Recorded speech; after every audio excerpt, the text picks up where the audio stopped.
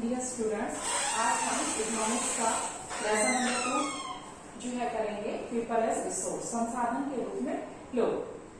People as a resource जो है ये लोगों को व्यक्त करने का तरीका है कि उनकी एजुकेशन और हेल्थ के बारे में, और ये भी बताया गया इसमें कि जो ज्यादा पॉपुलेशन है वो असेट भी बन सकती है, बजाय कि लायबिलिटी के, जिम्मेदारी के हम उसको परिसंपत्ति में भी बदल सकते हैं।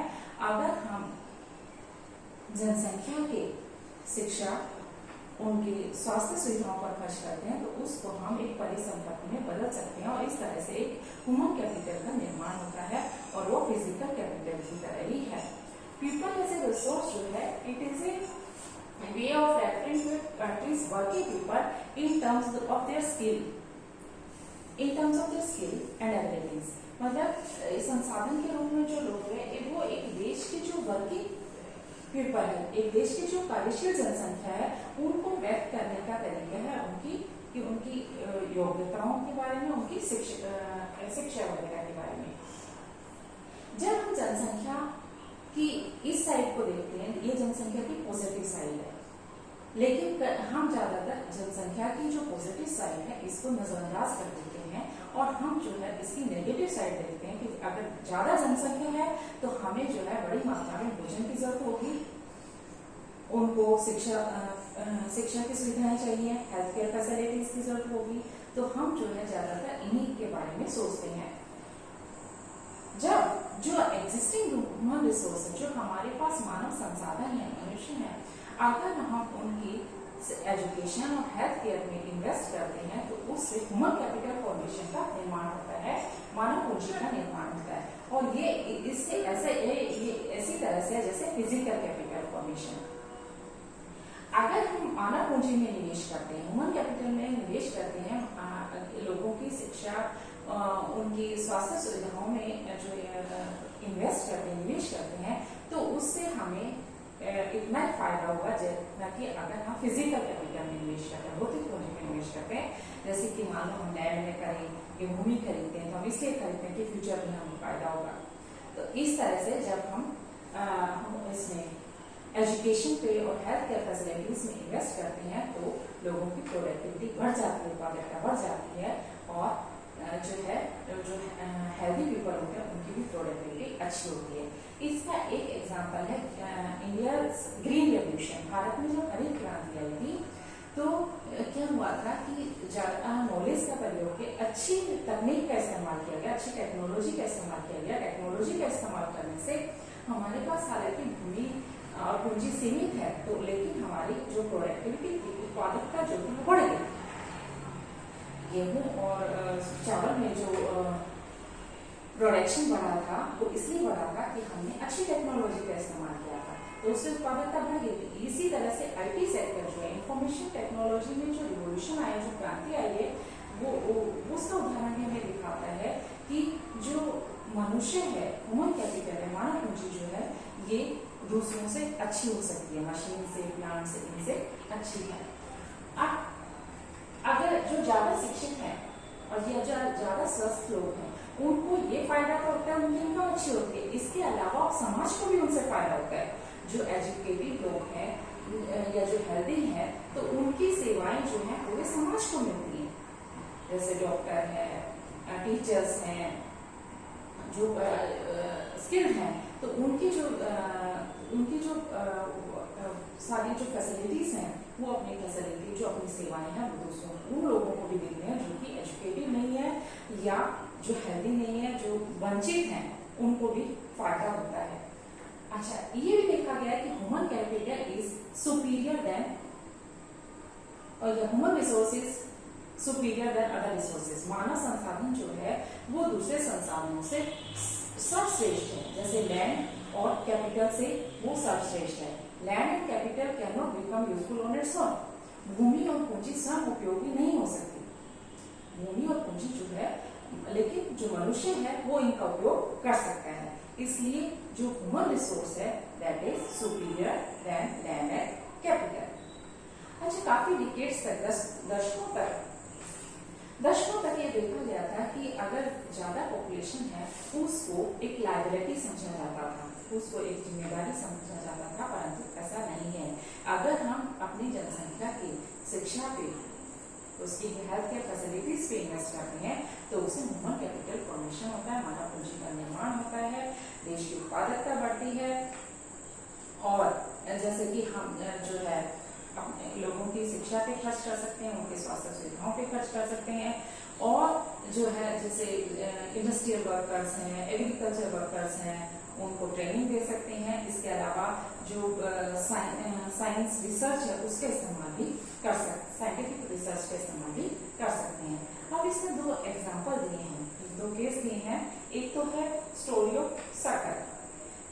सकल जो है ये दो फ्रेंड है, विलास और सकल, ये एक ही गांव में सेमापुर में रहते हैं। विलास और सकल दो फ्रेंड हैं, ये एक गांव सेमापुर में रहते हैं। विलास सकल जो है ये 12 साल का है। इसकी माँ शीला जो है वो घर का काम करती है। इसके पिता जो है बूटा चौधरी, वो खेतों पर काम करते हैं।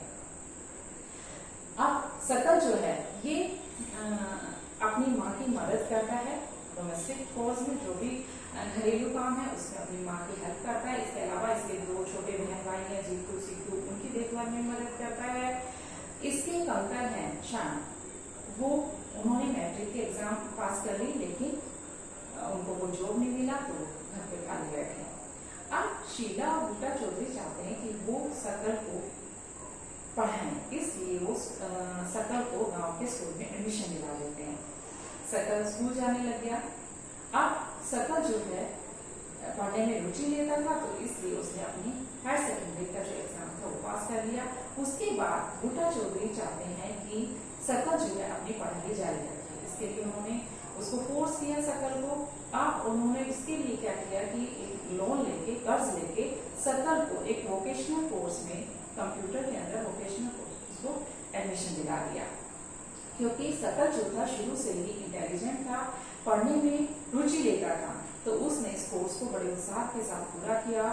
फिर उसको एक प्राइवेट कंपनी में जॉब मिल गई। फिर उसने एक सॉफ्टवेयर डिजाइन किया। उस सॉफ्टवेयर की मदद से उस कंपनी की सेल जो थी वो बढ़ गई, उस कंपनी की जो बिक्री थी वो बढ़ गई, और फिर उससे उसका बॉस खुश हुआ और उसका प्रमोशन कर दिया, उसकी तरक्की कर दी। ये तो थी सकल की स्टोरी। अब है स्टोरी ऑफ विलास, विलास की कहानी। अब सकल का जो फ्रेंड है वो विलास है, एक ही गांव में रहते हैं सेमापुर में। विलास जो है उसके फादर महेश जो है वो फिशरमैन है, वो मछुआरे हैं, मछली बेचते हैं, मछली बेच के अपना गुजारा करते हैं। जब विलास 2 साल का था तो उसके फादर गुजर गए। अब परिवार में और कोई कमाने वाला नहीं था, इसलिए उसकी माँ जो थी उसको मछली बेचने के लिए मजबूर होना पड़ा। वो पास के जमींदार के फोन से मछली खरीदती, फिर उसको पास की मंडी में बेच देती थी, और इससे उसे 20 या 30 रुपीज पर डे उसकी इनकम हो जाती थी। अब विलास जो था ये अपनी माँ की जो थी घर के काम में हेल्प करता था, कुकिंग में मदद करता था। अपना छोटा भाई जो मोहन था उसकी देखभाल करता था। और ये विलास जो था ये आर्थराइटिस का पेशेंट था शुरू से, लेकिन क्योंकि इसकी माँ के पास पैसे नहीं थे तो उसका इलाज नहीं करा पाई। फिर विलास स्कूल भी नहीं गया, क्योंकि पढ़ने में रुचि नहीं लेता था। अब क्या हुआ कि कुछ समय के बाद विलास की माँ बीमार पड़ गई। विलास की माँ बीमार पड़ गई तो परिवार में कोई सपोर्ट करने वाला नहीं था, कोई मदद करने वाला नहीं था। विलास को मजबूर होकर अपनी माँ वाला काम करना पड़ा, उसे मछली बेचने के लिए मजबूर होना पड़ा, और इस तरह से विलास की भी इनकम उतनी होती थी जितनी उसकी माँ की होती थी। अब हमने 2 केस स्टडी किए, इनमें क्या था, इनमें कॉन्ट्रास्ट क्या, तुलना क्या है। देखिए हमने देखा कि सकल जो था उसको शुरू में शिक्षा मिली, वो स्कूल गया, फिर वो फिजिकली स्ट्रॉन्ग था तो उसे डॉक्टर के इलाज की भी जरूरत नहीं पड़ी। दूसरी तरफ विलास जो था वो स्कूल नहीं गया, और वो आर्थराइटिस का पेशेंट था, डॉक्टर से इलाज नहीं करवा पाए क्योंकि उनके पास इतने पैसे नहीं थे। फिर सकल को हमने देखा कि सकल ने क्योंकि एजुकेशन प्राप्त की तो उससे क्वालिटी ऑफ लेबर उसकी इंप्रूव हो गई, टोटल प्रोडक्टिविटी बढ़ गई, उसकी उत्पादकता बढ़ गई, उससे उसकी इनकम अच्छी हो गई, उसे अच्छी इनकम मिलने लगी। तरफ विलास जो था, क्योंकि वो शुरू से स्कूल भी नहीं गया, बीमार भी रहता था, अपना इलाज नहीं करा पाया, और इस वजह से वो भी वही काम करने के लिए मजबूर हो गया जो उसकी माँ करती थी, और उसकी इनकम भी उतनी ही होती थी जितनी उसकी माँ की होती थी। अब अगर हम मानव संसाधन में निवेश करते हैं, मानव संसाधन में निवेश मतलब अगर हम लोगों की शिक्षा पे और उनकी हेल्थ केयर फैसिलिटीज पे, स्वास्थ्य सुविधाओं पे निवेश करते हैं, तो उससे हमें भविष्य में इतना ही फायदा होगा जितना हम फिजिकल कैपिटल में निवेश करते हैं, भौतिक पूंजी में निवेश करते हैं, उतना ही फायदा होगा। जैसे कि जब हम लैंड खरीदते हैं, भूमि खरीदते हैं, तो हम इसलिए खरीदते हैं कि हमें फ्यूचर में इससे फायदा होगा। इसी तरह से कुछ लोग शेयर खरीद लेते हैं, बॉन्ड खरीद लेते हैं, तो उससे फायदा होता है, इसीलिए खरीदते हैं। इसी तरह से अगर हम लोगों की शिक्षा और स्वास्थ्य में खर्च करेंगे तो हमें भविष्य में उनकी अच्छी आय के रूप में फायदा होगा। एक बच्चा भी अगर उसकी शिक्षा और स्वास्थ्य पे इन्वेस्ट किया जाता है तो वो भविष्य में अच्छे रिटर्न देता है। क्या होगा कि अगर हम उसकी अच्छी शिक्षा देते हैं, उसकी स्वास्थ्य सुविधाओं पे ध्यान देते हैं, तो क्या होगा, उसकी इनकम अच्छी होगी। ऐसा देखा गया है कि जो एजुकेटेड पेरेंट्स होते हैं, जो शिक्षित माता पिता होते हैं, वो अपने बच्चे की शिक्षा और स्वास्थ्य सुविधाओं पर ज्यादा ध्यान देते हैं, और मतलब उसकी न्यूट्रिशन का ख्याल रखते हैं, और इससे क्या है, एक विर्चुअल साइकिल का निर्माण होता है कि फिर वो उनकी इनकम अच्छी होगी तो वो आगे अपने बच्चों को अच्छी एजुकेशन देंगे, हेल्थ केयर फैसिलिटी देंगे, तो इससे एक विर्चुअल साइकिल का निर्माण होगा।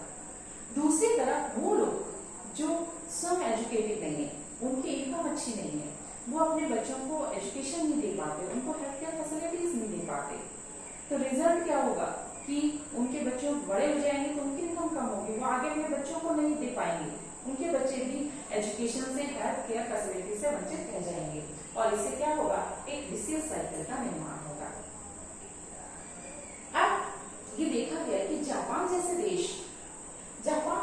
जो है, उन्होंने अपने मानव संसाधन पे निवेश किया, ह्यूमन रिसोर्स पे निवेश किया, मानव संसाधन पे निवेश किया है। मतलब जापान जैसे देशों के पास नेचुरल रिसोर्स नहीं है, प्राकृतिक संसाधन नहीं है, लेकिन फिर भी वो देश विकसित है, अमीर है। ऐसा क्यों? क्योंकि उन्होंने जो ह्यूमन रिसोर्स है उस पर निवेश किया, अपने लोगों के जो एजुकेशन पे, हेल्थ केयर फैसिलिटीज पे निवेश किया, अपने जो लोग हैं उनकी स्वास्थ्य सुविधाओं पे, शिक्षा पे निवेश किया। फिर हालांकि जो नेचुरल रिसोर्स है, प्राकृतिक संसाधन, उनको आयात करने पड़ते हैं, लेकिन फिर भी वो देश अमीर है या विकसित है। क्यों? क्योंकि उन्होंने अपने लोगों की शिक्षा और स्वास्थ्य सुविधाओं पर निवेश किया, उससे उनके लोगों की एफिशिएंसी बढ़ गई, उन्होंने टेक्नोलॉजी इंप्रूवमेंट की, टेक्नोलॉजी में रिसर्च की, और इसकी वजह से जापान जैसे देश जो है वो अमीर भी है और विकसित भी है। तो इस तरह से आज हमने किया human capital formation, human capital is superior than land capital, story of सकल की, स्टोरी ऑफ विलास सुनी आपने, और विर्चुअस साइकिल, विशियस साइकिल, और why countries like Japan is rich और डेवलप्ड। आशा है आपको समझ आया होगा। अगर आपको समझ आया हो तो रिस्पॉन्स जरूर देना, और कल हम अपना और जो पढ़ाया है एक बार आप पढ़ेंगे, बुक में से एक बार पढ़